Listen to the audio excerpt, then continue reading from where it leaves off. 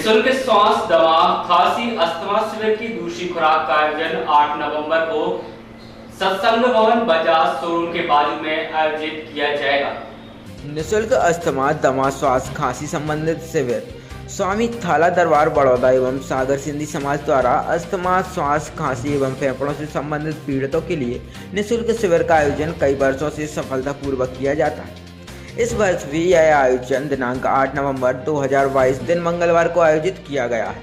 इस आयोजन में चित्रकूट की बूटी दवा दूध चावल की खीर में मिश्रित करके चंद्र की किरणों में रात भर रखकर प्रातः 4 बजे इसे पीड़ितों को दी जाती है। इस आयुर्वेदिक दवा का सेवन गर्भवती महिलाओं को छोड़कर बाकी सभी कर सकते हैं। इस आयुर्वेदिक दवा का सेवन वर्ष में 3 बार किया जाता है। प्रथम शरद पूर्णिमा से लेकर इसके बाद आने वाली 2 पूर्णिमा को किया जाता है।